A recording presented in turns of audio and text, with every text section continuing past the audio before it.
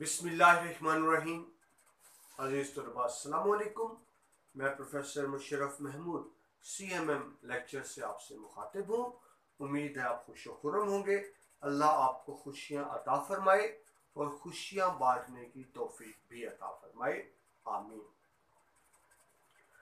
हमारा आज का टॉपिक साले दवम मुतालिया पाकिस्तान, बाब नंबर 9, इस्लामी जमहूरिया पाकिस्तान में मनसूबा मुआशी मनसूबा बंदी और तरक्की। इसका पहला लेक्चर हो चुका है जिसमें हमने देखा मुआशी मनसूबा बंदी क्या होती है, उसकी अहमियत क्या होती है और ज़री तरक्की का हमारे मुल्क में क्या किरदार है। अज़ीज़ तलबा, हमने पहले लेक्चर में तफसील से देखा कि हमारा मुल्क ज़र्री मुल्क है, हम ज़राअत पर बेस कर रहे हैं। हमारी आबादी का 60-70% के करीब हिस्सा बराह रास्त या बिला वास्ता ज़राअत से मुंसलिक है। जब फसलें अच्छी होती हैं, हमारी इकानमी ग्रो कर जाती है, मुआशियात बेहतर हो जाती है, तमाम मामला बेहतर हो जाते हैं। जब ज़राअत कमज़ोर हो जाती है, यानी पैदावार अच्छी नहीं होती, तो उसका असर पूरी मुल्क की मुआशी तरक्की पर पड़ता है। ये हमने पहले लेक्चर में तफसील से देखा। आज दूसरे लेक्चर में सफ़र नंबर 119 से शुरू करेंगे सनती तरक्की। सनती तरक्की की राह में हायल रुकावटें और सनती तरक्की बढ़ाने के इक़दाम। किया कि हम ज़र्री मुल्क हैं, लेकिन वक्त के साथ साथ अब हमें ज़राअत पर इन्हसार कम करना होगा, सनत की तरफ आना होगा, इंडस्ट्री की तरफ आना होगा। क्योंकि देखिए, ज़राअत में बहुत सी चीज़ें हमारे इख्तियार में नहीं होती। बारिश हो गई, ज़रूरत से ज़्यादा सर्दी पड़ गई, ज़रूरत से ज़्यादा गर्मी हो गई, कोई कीड़ों मकोड़ों ने हमला कर दिया, सुंडियों का हमला हो गया, अमरीकी सुंडियों का हमला हो गया, काश्तकार की सारी मेहनत ज़ाया चली गई, बर्बाद चली गई, ज़रूरत से ज़्यादा बारिशें आ गई, सैलाब आ गए, तुगयानी आ गई। यानी ये बहुत सी चीज़ें अल्लाह के रहम करम पर है। किसान अपनी तमाम तर कोशिश मेहनत के बावजूद ये नहीं कह सकता कि फसल अच्छी होगी। जब किसान मुश्किलात का शिकार होता है तो उसका असर मुल्क की मुआशी तरक्की पर बराह रास्त पड़ता है। इसलिए ज़रूरी होगा कि हमें इंडस्ट्री की तरफ आए, सनत की तरफ आए। देखिए, सनत का मौसम आबो हवा से कोई ताल्लुक नहीं होता। सनत पे जरासीम, कीड़ों मकोड़ों, सुनियों का हमला नहीं होता। आज वही मुल्क तरक्की याफ्ता है जो सनती मैदान में, इंडस्ट्रियल एज में आगे गए हैं। अगर पाकिस्तान ने बढ़ना है, तरक्की करनी है, हमें ज़राअत तो बहरहाल हमारे लिए अहमियत रखती है, लेकिन हमें सनत की तरफ भी कदम बढ़ाना होगा। अगरचा पाकिस्तान में सनतें मौजूद हैं, भारी सनतें भी मौजूद हैं, लेकिन उतनी नहीं है जितनी हमें ज़रूरत है। हमें सनती तरक्की में आगे बढ़ना होगा। सिर्फ ज़राअत पर इन्हसार करके और सनती तरक्की की तरफ तवज्जो ना देकर हम कभी भी आगे नहीं बढ़ सकते। यही हमारा आज का मौजू है। सनती तरक्की क्या है, पाकिस्तान की सनती तरक्की में हायल रुकावटें क्या है और उसके लिए क्या क्या इक़दाम किए जाने चाहिए। शुरू करते हैं जी। सबसे पहले हम ये देखते हैं सनती तरक्की क्या होती है, सनती तरक्की की अहमियत क्या है। तो मैंने भी आप सर्च किया, सनत कहते हैं इंडस्ट्री को, यानी चीज़ों को बनाना, चीज़ों की मैन्युफैक्चरिंग करना, चीज़ों को तैयार करना, उसको सनत कहते हैं। मुल्क की मुआशी तरक्की, फाइनेंशियल ग्रोथ में सनतों का बहुत अहमियत है। आप देखिए, जितने भी तरक्की याफ्ता ममालिक हैं, जितने भी, अमेरिका है, चीन है, जापान है, कोरिया है, ये सारे के सारे इंडस्ट्री में आ गए, तो तभी मुल्क ने तरक्की की है। तो मुल्क की तरक्की में सनतों का बड़ा बुनियादी किरदार होता है। सनतों से आवाम को वसी पैमाने पर रोजगार के मौके मिलते हैं। देखिए, ज़राअत में भी मौके मिलते हैं, लेकिन महदूद मौके हैं। यानी ज़मीन तो वही है, आपको मखसूस अफराद चाहिए। अगर ज्यादा लोगों, आपको पता है पाकिस्तान की आबादी बढ़ रही है, आप सारी आबादी को ज़राअत में नहीं खपा सकते क्योंकि ज़मीनें आपके पास बहरहाल महदूद है। हाँ, आप ये कर सकते हैं कि मुल्क में ज़्यादा से ज़्यादा इंडस्ट्री लगाए। इंडस्ट्री की तो कोई रेंज नहीं ना, आप जितनी चाहे ज़्यादा लगा लें। ज़राअत में आप ज़मीनों को मज़ीद फैला नहीं सकते, महदूद ज़मीनें हैं। मगर सनतें आप जितनी चाहे ज़्यादा लगाएं, जितनी ज़्यादा आप सनतें लगाएंगे, जितनी ज़्यादा इंडस्ट्री लगाएंगे, उतने ज़्यादा रोज़गार के मौके पैदा होंगे। और जितने ज़्यादा लोग रोजगार कमा रहे होंगे, मेहनत कर रहे होंगे, यकीनन उसका बराह रास्त मुल्क की तरक्की पर असर पड़ता है। देखिए, जो बेरोजगार घर बैठा है, इसका मतलब है वो मुल्क पर बोझ है, मुल्क की मईशत पर बोझ है, वो मुल्क की तरक्की में अपना किरदार अदा नहीं कर रहा। तो सनतों के जरिए हम रोजगार के वसी वाक़े पूरे कर सकते हैं, फिर मुल्क की जरूरियात पूरी कर सकते हैं। जो चीजें हम बाहर से एक्सपोर्ट करते हैं, जो मशीन बाहर से मंगवाते हैं, अगर हमारे मुल्क में सनती तरक्की हो तो हम वो कसीर ज़र मुबादला बचा सकते हैं। अब सनतें दो तरह की होती हैं, जिसको एक आप कहते हैं होम इंडस्ट्री, बल्कि तीन तरह की कहते हैं होम इंडस्ट्री। वो चीजें जो घर बैठ के लोग तैयार कर लेते हैं छोटी सतह पर। फिर स्मॉल इंडस्ट्री होती है, छोटी सनतें, और फिर होती है हैवी इंडस्ट्री, बड़ी सनतें। जिसको घरेलू सनतें कहते हैं वो दस्तकारी सनत है, दस्ती सनत या दस्तकारी, यानी होममेड, वो जो चीजें घर बैठकर हाथ से बनाई जाती उसको हम दस्ती सनत कहते हैं। कराची में तो बहुत है, मैं निमको बन रहा है, बल्ले बन रहे हैं, टाफियां बन रही हैं, कपड़ा सिया जा रहा है, कपड़ा बनाया जा रहा है, खेस दरिया चादरें बनाई जा रही हैं, कढ़ाई का काम हो रहा है। ये सारी की सारी दस्ती सनतें। तो पाकिस्तान में दस्ती सनतें भी है, स्मॉल इंडस्ट्री भी है, और हैवी इंडस्ट्री भी आती है। तो ये तो बात हो गई सनती तरक्की क्या है। अब ये तफसील से देखते हैं मेरी चीज़ों को। छोटी सनतें, भारी सनतें। मैंने भी अर्ज किया आपकी किताब में सिर्फ दो चीज़ें दी है, छोटी सनतें, भारी सनतें, हालांकि तीन होती हैं। एक होती है होममेड घरेलू दस्तकारी, दूसरी छोटी सनतें, तीसरी भारी सनत। छोटी सनत क्या है, यानी स्मॉल इंडस्ट्री से मुराद क्या लेंगे? एक ऐसी सनत जिसमें कम से कम 2 और ज्यादा से ज्यादा 9 अफराद, 9 अफराद तक को छोटी सनत कहेंगे। लेकिन अगर इंडस्ट्री में 9 से ज्यादा अफराद हैं तो फिर वो छोटी सनत से निकलकर भारी सनत में आ जाएगी। हमारे मुल्क में भारी सनतें कम है, ज्यादातर लोग छोटी सनतों से ही वाबस्ता है। ज्यादातर जो लोगों का रोजगार है वो छोटी सनतों से पाकिस्तान में वाबस्ता है, क्योंकि हैवी इंडस्ट्रीज है बहुत कम है। छोटी सनतों में क्या है, जो ज्यादा मुर्गी खाना है, पोल्ट्री फार्मिंग है, डेयरी फार्म है, गाय भैंस पालना, गोश्त के लिए, दूध के लिए। शहद की सनत है, शहद की मक्खियां पाली जाती हैं, उससे शहद प्रोड्यूस किया जाता है, निकाला जाता है। कालीन बानी की सनत बहुत ज्यादा है। छोटे बर्तन, प्लास्टिक के बर्तन, शीशे के बर्तन, छोटे बर्तन बनाने की सनत है। उसमें फिर बर्तनों में के साथ साथ डेकोरेशन पीस भी आ जाते हैं। खेलों का सामान है, ये खेलों का सामान बनाने की सनत हमारे यहाँ है। आपके इसी किताब में दिया हुआ है पंखे हैं, बिजली के पंखे हैं, बिजली की मोटरें हैं, इसको छोटी सनत में शुमार किया हुआ है। मेरे ख्याल में इनको बड़ी सनतों में आना चाहिए, लेकिन बहरहाल आपकी किताब के हवाले से पंखे और बिजली की मोटरें वगैरह भी छोटी सनत में शामिल है। ये वो है जो छोटी सतह पर 2 से 9 अफराद कर रहे हैं, घर के अंदर कर रहे हैं। ये एक छोटा सा यूनिट बनाया हुआ है, उसके अंदर ये सब हो रहा है। इसके बाद आते हैं जी भारी सनत, हैवी इंडस्ट्री, जिसके लिए आपको बाकायदा बड़ी मशीनरी दरकार होती है, इक्विपमेंट दरकार होता है, बड़ी जगह दरकार होती है, और इसमें 9 से ज्यादा लोग काम कर रहे होते हैं। कितने ज्यादा, सैकड़ों हो सकते हैं, हजारों हो सकते हैं, बल्कि आपकी कराची स्टील मिल में तो लाखों लोग हैवी इंडस्ट्री में काम कर रहे हैं। ये बड़े पैमाने की सनत है पाकिस्तान में। कौन कौन से वाबस्ता है इसमें? पेट्रोलियम है, यानी पेट्रोल को साफ करने की सनत। ऑटोमोबाइल इंडस्ट्री आ जाती है, चीजें पुर्जे वगैरह बनाना। सीमेंट बनाने की सनत है, खाद है, जीप है, गाड़ियां, कारें, बसें, ट्रैक्टर, मोटरसाइकिल, साइकिल और मशीनरी वगैरह, ट्रांसपोर्ट सारा।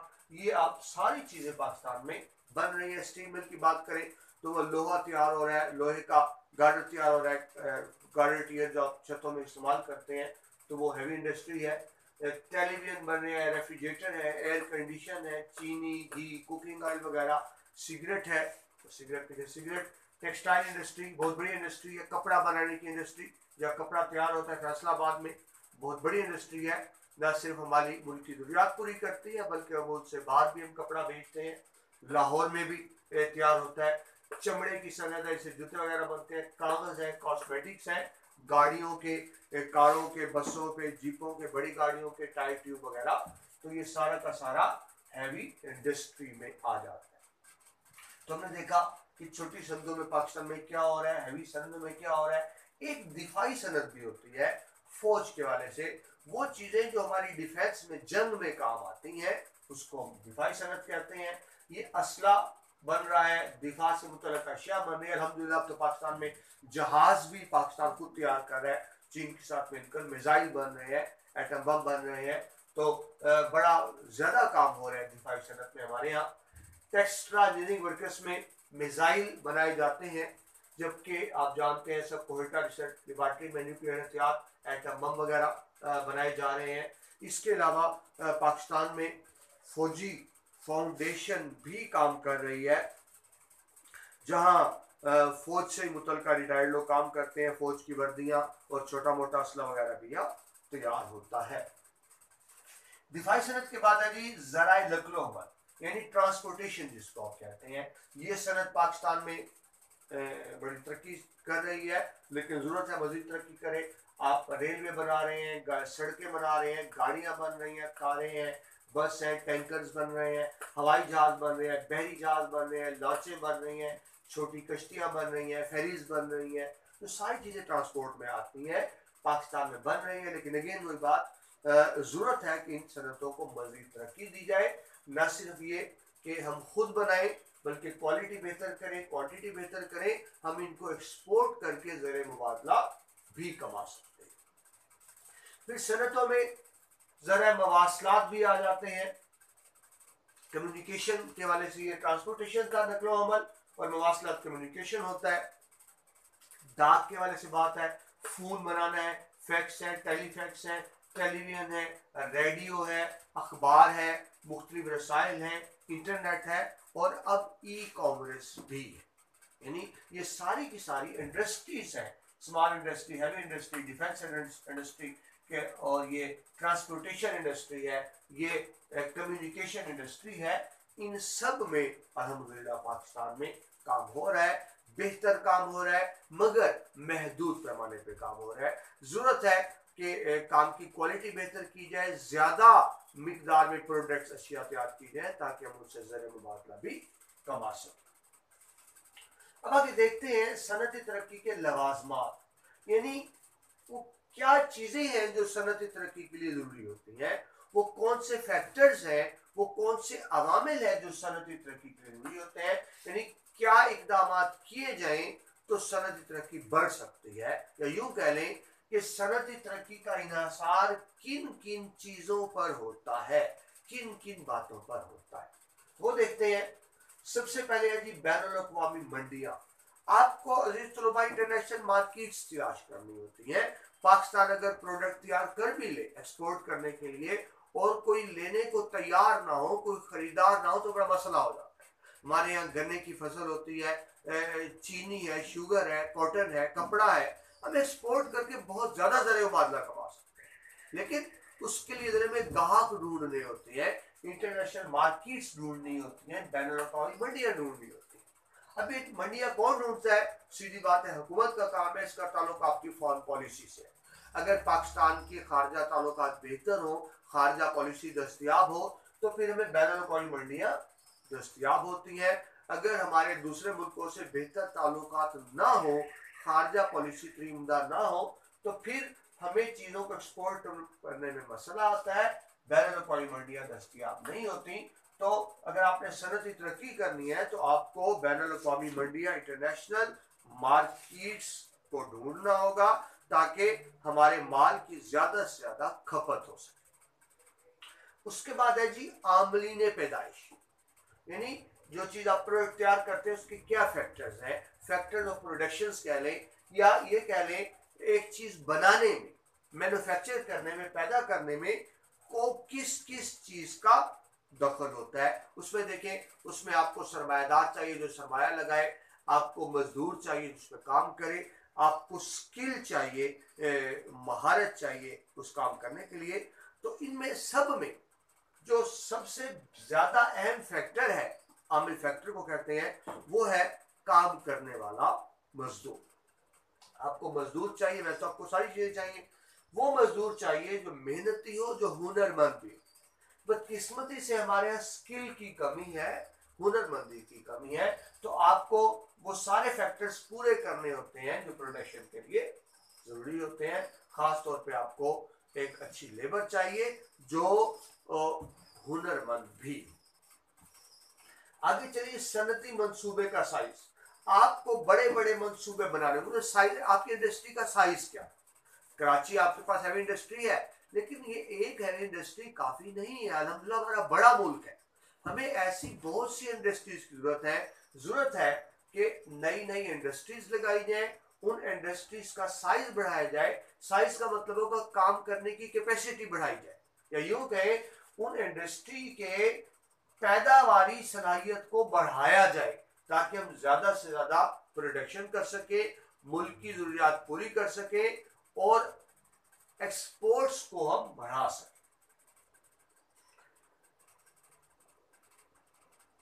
इसके बाद है जी, असरअंदाज होने वाले अवामिल का जायजा और तदारक रोकथाम। हम ये देखें कि हमारी इंडस्ट्री पर कौन सी चीजें मनफी तौर पर असरअंदाज हो रही है, नेगेटिवली इफेक्ट। मुल्क की इंडस्ट्री की तरक्की में जो चीजें मनफी असरअंदाज हो रही है उनको रोके। मसलन हमारे यहाँ मनफी चीजें क्या है? लोड शेडिंग है, बिजली नहीं है, करप्ट इंतजामिया है, आपको कागजी कार्रवाई में मसाइल का सामना पैदा होता है, फिर रुपए की कीमत में स्टेबिलिटी नहीं है, फिर आपको मार्केट्स अवेलेबल नहीं है। तो ये सारे फैक्टर्स हैं जो इंडस्ट्री पर असरअंदाज होते हैं कौमी तरक्की पर। हमें देखना होगा हमारी सनती तरक्की पर क्या क्या अवामिल असरअंदाज हो रहे हैं, मस्बत या मनफी। जो चीजें मस्बत तौर पर असरअंदाज हो रही है उनको बढ़ाया जाए, जो मनफी तौर पर असरअंदाज हो रही है उनका तदारक किया जाए, रोकथाम। हमें महारत याफ्ता अफराद का जायजा लेना है कि हमारे यहाँ किन किन शोबों में महारत की जरूरत है, यानी स्किल, हुनरमंदों की जरूरत है। जिन शोबों में हुनरमंदों की ज्यादा जरूरत है उस शोबे के लिए हुनरमंद बनाई जाए। देखा जाए कि हमें किस शोबे में स्किल की जरूरत है। बदकिस्मती से हमारे यहाँ तालीम तो है लेकिन हुनर स्किल नहीं है। जब आप तालीमी इदारों में पढ़ाया जाता है तो ये नहीं देखा जाता कि मार्केट की मांग क्या, मार्केट को किस तरह का हुनरमंद चाहिए। हम ये देखे बगैर धड़ाधड़ एक फॉर्मल रस्मी तालीम दे। याद रखिए, चीन जापान ने तरक्की की रस्मी तालीम से नहीं की, उन्होंने फन्नी तालीम दी, उन्होंने महारत की तालीम दी, उन्होंने हुनरमंद पैदा किए, स्किल पर्सन पैदा किए, वो इसलिए आगे निकल गए।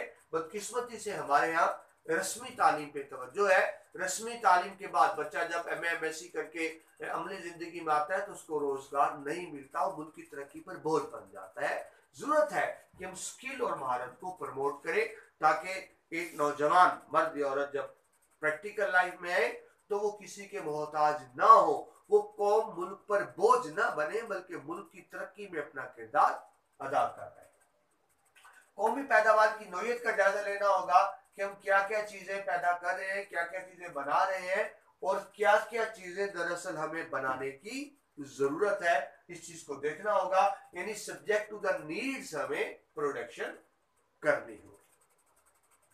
तवाज़ुन अदायगी की नौयत का जायजा। तवाज़ुन अदायगी क्या है कि हम कितनी चीजें बेच रहे हैं, कितनी खरीद रहे हैं, कितनी एक्सपोर्ट्स कर रहे हैं, कितनी इंपोर्ट कर रहे हैं, इसमें बैलेंस लाना होगा।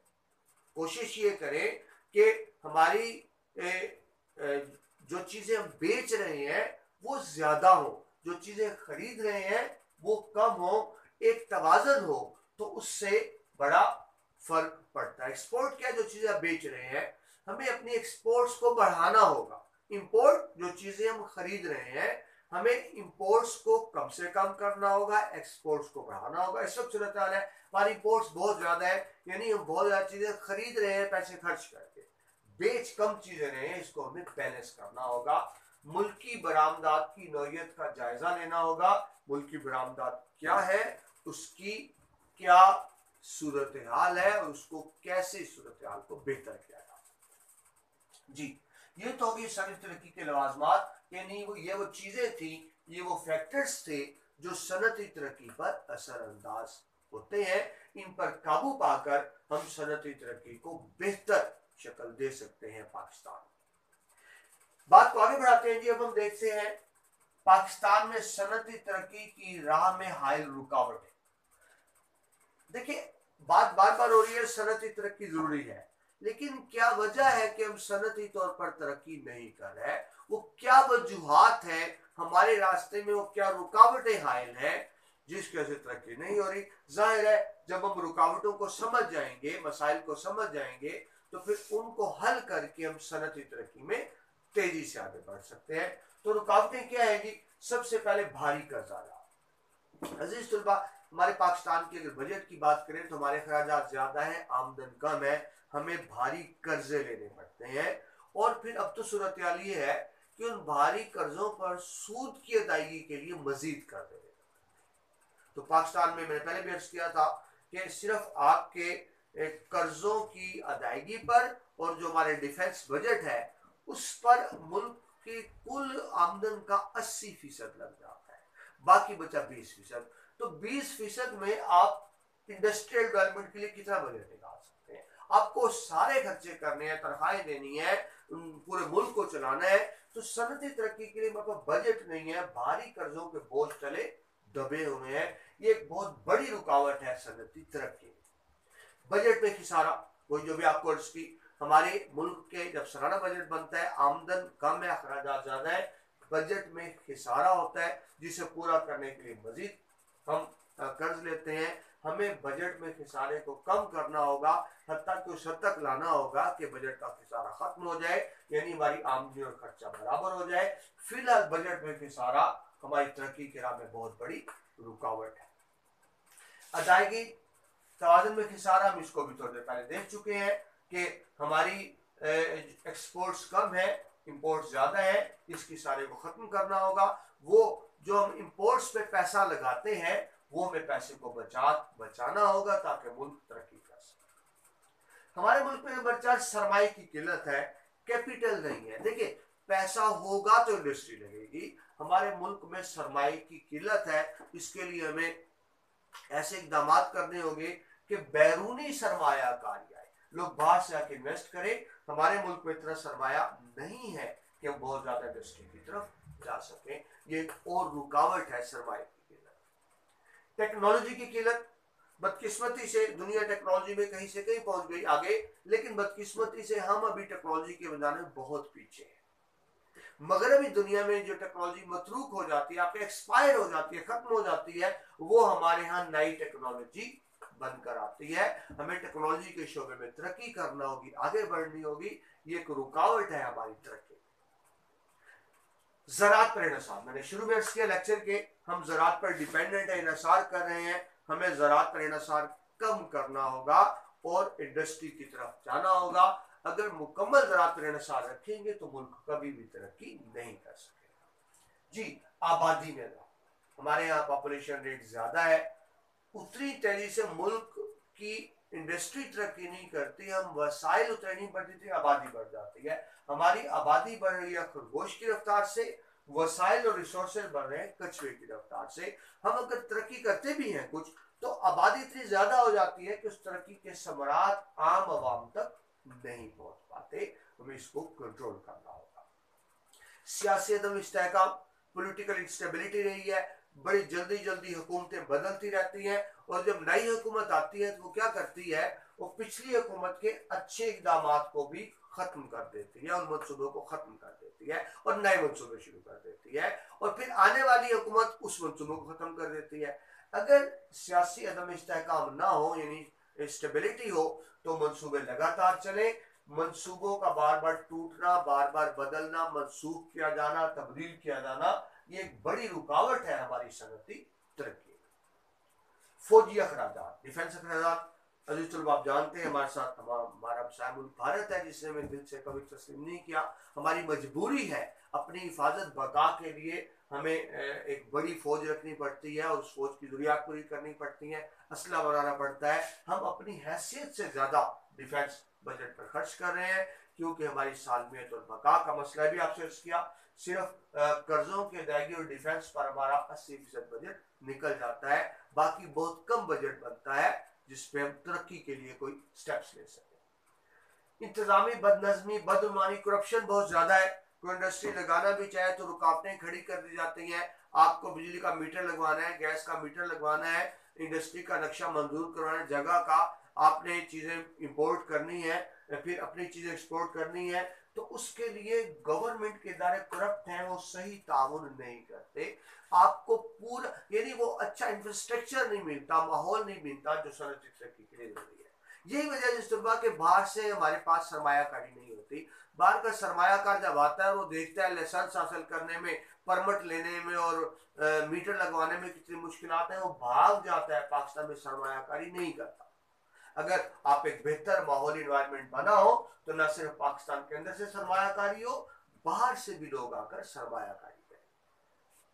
कानून की बालादस्ती ना होना, लॉ एंड ऑर्डर की सूरत हाल कोई बहुत अच्छी नहीं है। डकैती होती है, गन पॉइंट पे छीन लिए जाते हैं, बाकायदा पर्चियां सिंध में तो बहुत ज्यादा था, अलहमदुलिल्लाह बड़ी कंट्रोल हो गया।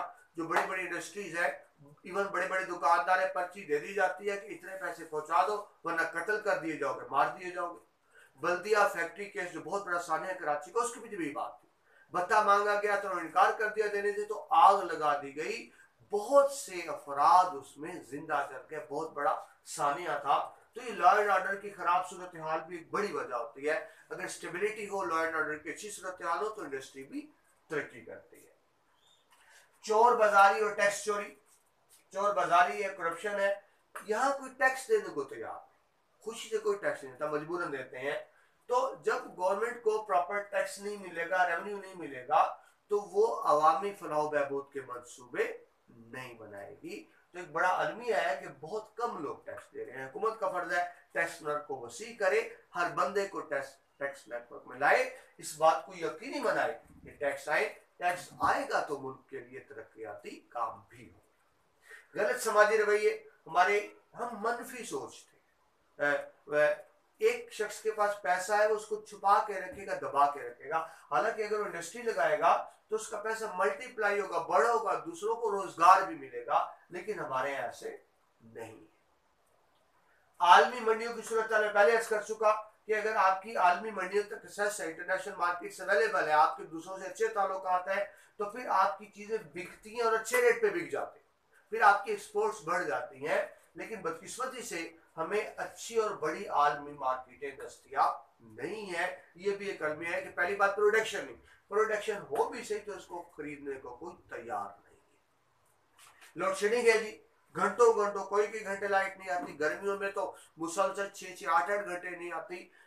इंडस्ट्रीज वैसे ही बंद हो जाती। एक तो यह कि इंडस्ट्री की जो 3 शिफ्टों में काम करती 2 शिफ्टों में आ जाती है, 2 वाली 1 में आ जाती है, और बहुत दफा होते हैं इंडस्ट्री बड़ा अरसा बंद रह जाती है। हमें तवानाई के बहरान पर काबू पाना होगा। और इस तरह कितनी अजीब बात है, एटमी ताकत है, एटमी ताकत होने के बावजूद तवानाई के बहरान का शिकार है। हमें एनर्जी रिसोर्सेज पैदा करने होंगे, लोड शेडिंग जब तक रहेगी मुल्क तरक्की नहीं कर सकता। जराए नकलो हमल की कमी, नकल लिख दिया जी, नकलो हमल है, नकलो हमल यानी ट्रांसपोर्टेशन, हमारे यहाँ बेहतर इंफ्रास्ट्रक्चर नहीं है, बेहतर ट्रांसपोर्टेशन सिस्टम नहीं है, इसको बेहतर करना होगा, जरा नकलो हमल को बढ़ाना होगा।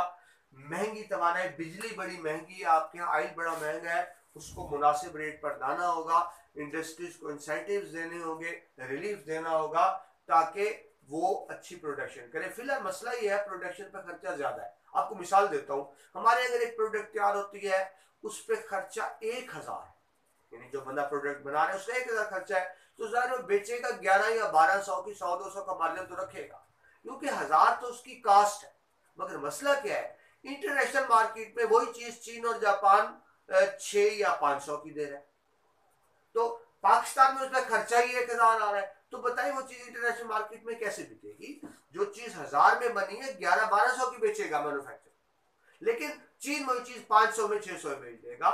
इस वजह से भी क्योंकि हमारी प्रोडक्शन कास्ट ज्यादा है, तो अगर आप बिजली सस्ती करें, रिसोर्सेज को सस्ता करें, टैक्सों में रिलीफ दें, कोई इंसेंटिव्स दें ताकि प्रोडक्शन कास्ट कम हो और हमारी बनाई हुई प्रोडक्ट इंटरनेशनल मार्केट में कंपीट कर सके, मुकाबला कर सके। मुतजाद सनती पॉलिसियां भी अर्ज की, सनती पॉलिसी बदलती रहती हैं, हर हुकूमत आने वाली रिवर्स कर देती है पॉलिसियों को, ये यकसानियत नहीं, स्टेबिलिटी नहीं सनती पॉलिसियों में, इस वजह से भी मुल्क तरक्की नहीं कर पा रहा। फनी महारत की कमी, मैंने पहले भी अर्ज किया, हमारे यहाँ स्किल पर्सन नहीं है, माहिर लोग बहुत कम है। जब तक आपके पास माहिरीन नहीं होंगे हम सही मायनों में तरक्की नहीं कर सकते। फिर हमारे यहाँ पस्त मेयारे तालीम, पहली बात तो तालीम है नहीं, जो एजुकेटेड है उनकी भी रस्मी तालीम है, उनके पास फनी और पेशा वाराना तालीम नहीं है। फनी और पेशेवराना तालीम में बहुत ज्यादा बैकवर्ड है। वैसे भी हमारी तालीम कम है, लेकिन फनी और पेशेवराना तालीम में तो बहुत बुरी सूरत हाल है। पहले बात तो लोड शेडिंग की बिजली कम आती है, और कुछ इलाके ऐसे हैं वहां सिरे से बिजली है ही नहीं, वहां बिजली की सहूलत आज तक नहीं पहुंची। अजीब बात, हम किस दौर में है और बहुत से इलाकों में बिजली नहीं है, वहां बिजली पहुंचाने की जरूरत है ताकि वो भी मुल्क की तरक्की में अपना किरदार अदा कर सके। वही बात बार बार आ रही है, हमें पाकिस्तान में भी और बैरून पाकिस्तान में भी मंडियों को तलाश करना होगा ताकि हमारी प्रोडक्ट बिक सके अच्छे रेट पर। तो इस तरह की वो रुकावटें थी जो सनती तरक्की की राह में थी, इन्हीं रुकावटों में इनका हल भी छुपा हुआ है।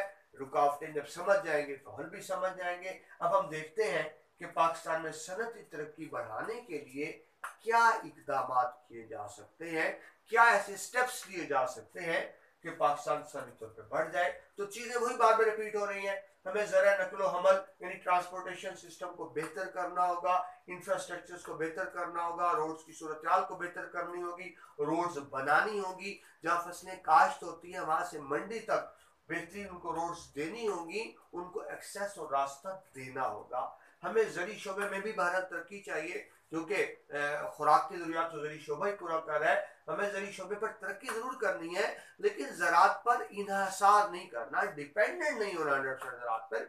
इसके साथ साथ इंडस्ट्री की तरफ भी आना है।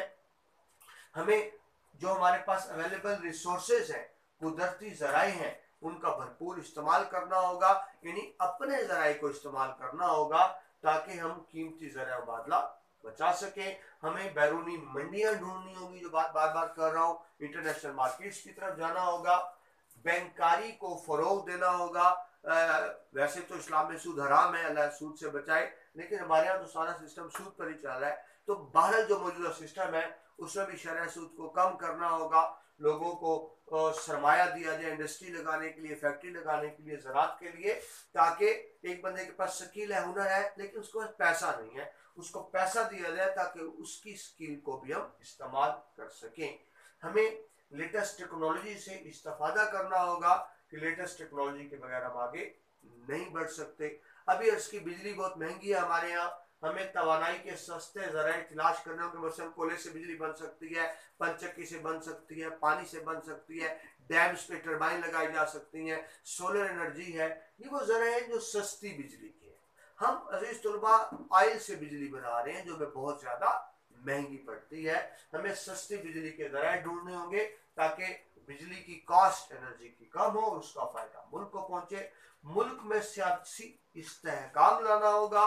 जब तक सियासी अदम इस्तेहकाम रहेगा हम किसी भी शोबे में तरक्की नहीं कर सकते।